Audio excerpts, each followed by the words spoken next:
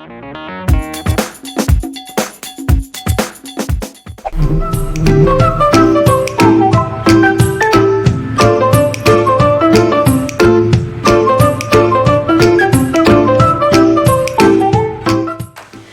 tout le monde, alors aujourd'hui je vous retrouve dans une nouvelle vidéo et aujourd'hui on va parler abeilles. L'abeille est constituée d'un squelette interne. Elle a une tête, un thorax, un abdomen, un dard. Au niveau de sa tête, il y a ses yeux, sa bouche et ses 2 antennes. Elle n'a pas d'oreilles. Au niveau de son corps, on voit des poils, mais cela s'appelle de la soie. Ensuite, elle a 6 pattes. Savez-vous que leur vitesse de déplacement est de 20 km/h et que les abeilles peuvent aller jusqu'à 8 km de leur ruche? Comment la reconnaître? Il y a la reine, le faux bourdon et l'abeille ouvrière. La reine, on peut souvent la représenter par un point blanc. Ses ennemis sont la guêpe, le frelon, mais aussi le varroa, un type d'acarien.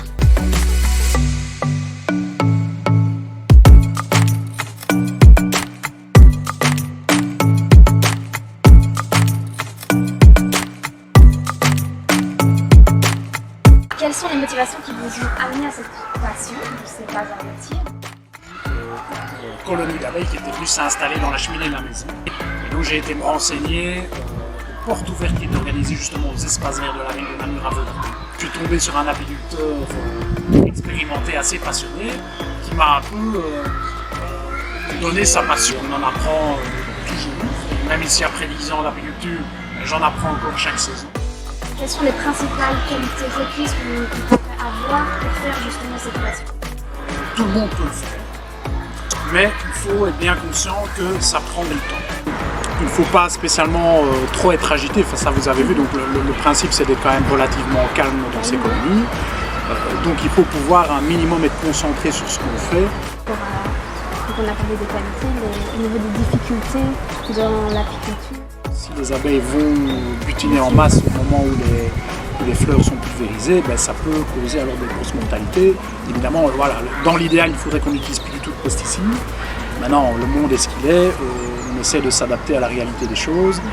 Le plus gros problème qu'on a, c'est la maladie, c'est le varroa. Si on ne fait rien pour limiter sa population, il va amener à la perte de la colonie. On n'entend pas souvent parler chez les enfants le fait qu'un enfant dise « moi j'aimerais bien être apiculteur plus tard ». C'est assez rare. Qu'est-ce qu'on pourrait leur dire à ces enfants pour leur donner envie? Ben, je pense que les tout petits, l'intérêt c'est surtout de les sensibiliser. J'ai eu des combinaisons à prêter pour pouvoir équiper les enfants de l'école qui venaient visiter les ruches. Les enfants qui ont 5-6 ans, ben, découvrir l'apiculture ça peut être fait sans problème. S'occuper eux-mêmes de ruches, ben, c'est peut-être un peu tôt, il faut peut-être attendre, peut-être 8-9 ans, voilà, quand ils commencent à être légèrement plus grands. Il faut quand même, oui, je dirais, avoir peut-être 10-12 ans pour pouvoir gérer tout seul.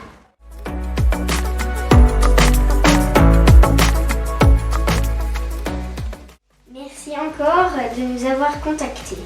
J'espère que tes élèves seront sensibles à ton travail. Ce sont des boissons pétillantes à base de miel. Donc c'est fait par une petite marque qui s'appelle Bizen. Et franchement, on va goûter ça. Allez, c'est parti. Chin. Est-ce que tu ressens le petit goût de miel? Légèrement? Légèrement, oui, effectivement. On est sur une certaine douceur au niveau du goût. Ah ouais. Ah, j'ai une préférence pour la pêche. Est-ce que tu as une préférence au niveau des miels, toi? Je sais pas parce que d'habitude j'aime pas le miel. Tu n'aimes pas le miel? On sent les petits cristaux. C'est pas dérangeant. T'aimes bien? Ouais? Allez, on valide. C'est plus fort en fait. On va goûter. Ça peut. C'est bon? Un peu moins sucré.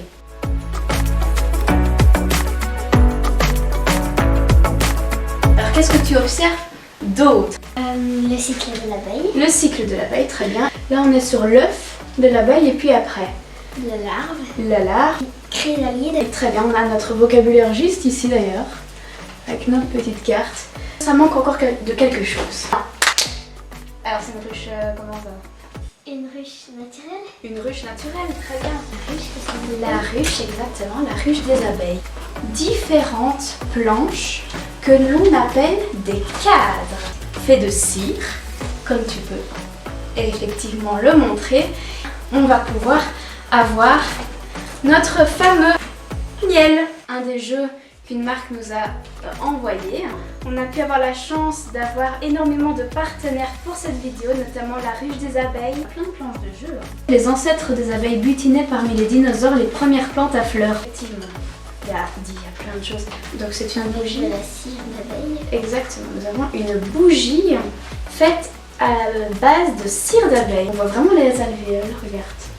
On a pu créer une ruche où on peut voir l'intérieur des alvéoles. Les abeilles réagissent différemment en fonction de nos émotions mais aussi de nos odeurs. Les abeilles ne piquent pas si elles ne se sentent pas en réel danger. Si elles piquent, c'est qu'elles mettent fin à leur vie. Alors elles sont très importantes pour notre écosystème et j'avais très peur de m'aventurer dans un rucher. C'est une très grande découverte que j'ai pu faire aujourd'hui. J'espère que cette vidéo vous aura plu. On vous retrouve prochainement sur un autre animal peut-être. Allez, ciao!